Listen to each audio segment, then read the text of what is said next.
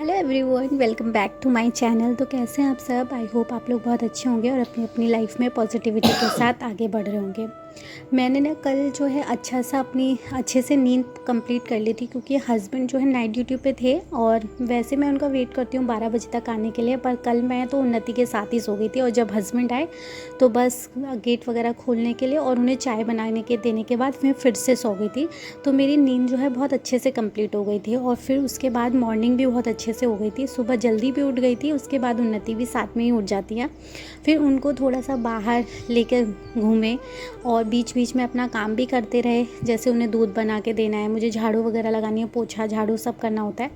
तो ये सब जो चीज़ें हैं उनके साथ ही साथ चल रही थी। उन्नति के पापा तब तक उठे नहीं थे तो मैं उनको बाहर थोड़ा सा लेके गई।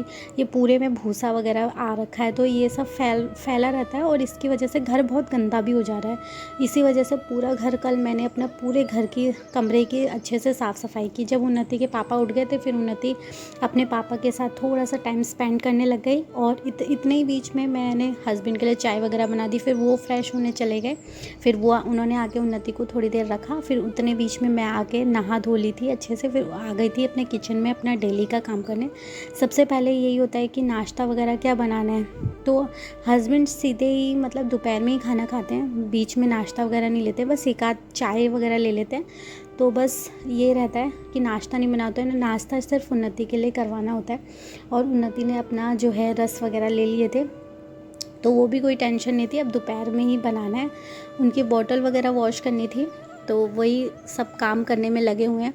आज मैं आप लोगों के साथ एक चीज़ जो है शेयर करने वाली हूँ, मतलब इफ़ेक्टिव है अगर आप अपनी लर्निंग के हैबिट्स डालना चाहते हैं। मतलब अगर आप किसी बिज़ी शेड्यूल की वजह से सोच रहे हैं कि हम आज पढ़ेंगे, हम कल पढ़ेंगे और अपना रूटीन जो है रूटीन की वजह से अपनी स्टडी पर टाइम नहीं दे पा रहे हैं, तो ये आप अपना छोटा सा जो मैं ट्राई कर रही हूँ 7 डेज़ मैंने जो चैलेंज लिया है, आज उसका डे 1 है।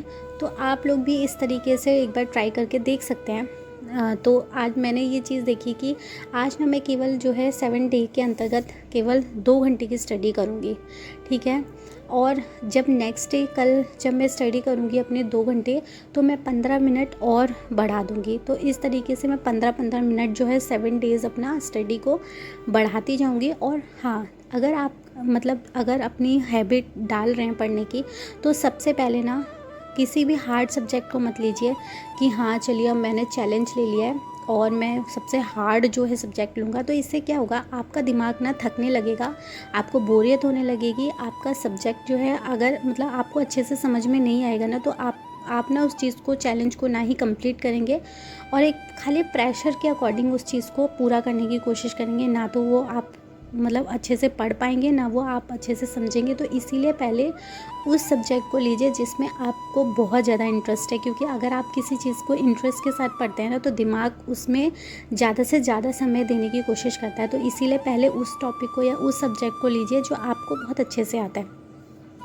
तो इस तरीके से दोपहर तक का रूटीन जो है मैंने आप लोगों के साथ शेयर किया था। उसके बाद मैंने आज अपना स्टडी का स्लॉट लगाया था। तो सबसे पहले ना उन्नति जब सो गई थी दोपहर में तो मैं भी उनके साथ मैंने 1 घंटे की जो है अपनी नींद ले ली थी। उसके बाद मैं भी उठ गई थी और फिर मैंने आज सबसे पहले अपना हिस्ट्री पढ़ी थी। तो 1 घंटे मैंने आज हिस्ट्री पढ़ी थी और हिस्ट्री के अंतर्गत कुछ टॉपिक्स थे जैसे बौद्ध धर्म, जैन धर्म, इन सब के बारे में कुछ मैंने टॉपिक्स लिए थे।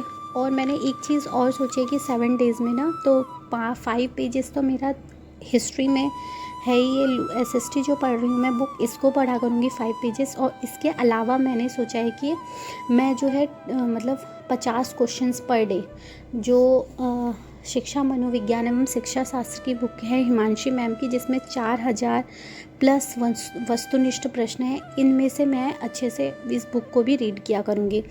तो अभी मैंने ना सबसे पहले 1 घंटे मुझे लगा था इसको कंप्लीट करने में। जो मैंने अपनी एसएसटी पढ़ी थी इसके अंतर्गत ना बहुत सारे छोटे छोटे टॉपिक्स थे जो बहुत ज़्यादा डिटेल्स में बताए थे। तो उन पे ना बहुत ज़्यादा टाइम लग गया पढ़ने के लिए। तो आप लोगों के साथ कुछ टॉपिक्स में शेयर जैसे मैंने आज पढ़ा था वैदिक सभ्यता के अंतर्गत भी बहुत सारी चीज़ें थी। ठीक है। जैसे आर्यों के प्रशासनिक इकाई आरोही क्रम से इन 5 भागों में बांटा गया, जैसे कुल, ग्राम, विश, जन, राष्ट्र, इस तरीके के बहुत सारी चीज़ें थी। वाजपति किसे कहते थे वैदिक सभ्यता में? तो गोचर भूमि का जो अधिकारी होता था उसे वाजपति कहता था। उग्र अपराधियों को पकड़ने का कार्य करता था, उग्र उसे कहते थे। भागदोह राजस्व कर एकत्र करने वाला अधिकारी। तो इस तरीके से मतलब 1 घंटे की स्टडी मेरी आज एसएसटी की हुई थी। उसके बाद उन्नति थोड़ा सा डिस्टर्ब करने लगी, तो मैंने अपने लिए चाय बनाई थी। चाय बनाने के बाद उन्नति को थोड़ा सा बाहर लेकर गई, थोड़ा सा उसे इन्वायरमेंट में घुमाया, अच्छे से फूल पौधे वगैरह दिखाए। हमारे यहाँ गाय भैंस हैं तो वहाँ पे भी मैं उसे थोड़ा सा ले जाती हूँ तो दिखाने के लिए, तो उसका मन परिवर्तन होता है। क्योंकि मैं खुद ही जब इस कमरे में रह कर थोड़ा सा ऊब जाती हूँ, तो वो तो बच्ची है, उसका भी मन करता है कि थोड़ा सा मैं बाहर निकलूँ। वैसे तो मैं उसे बाहर लेकर जाती हूँ, थोड़ा सा बाहर छोड़ती हूँ सब लोगों के साथ खेलने कूदने के लिए।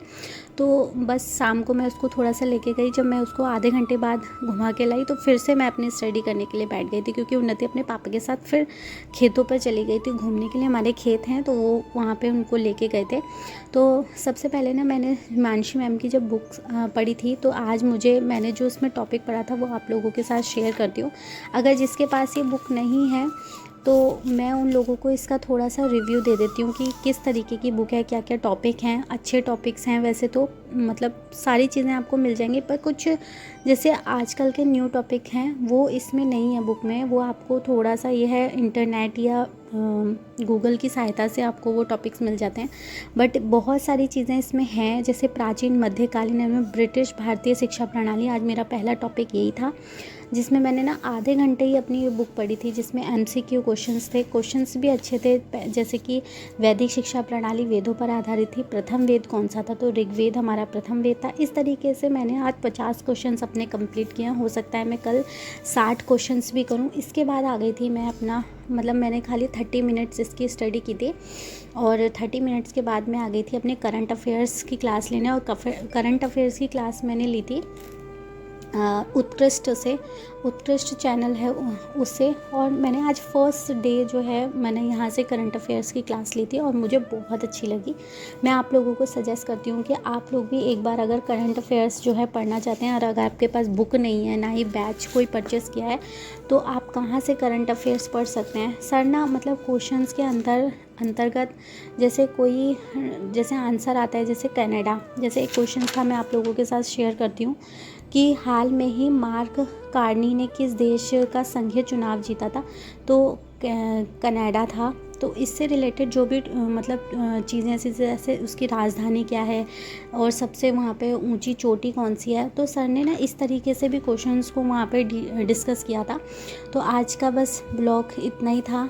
आप लोगों को अगर मेरा ब्लॉग पसंद आया हो तो प्लीज़ वीडियो को लाइक करना, चैनल पर नए हैं तो चैनल को प्लीज़ सब्सक्राइब कर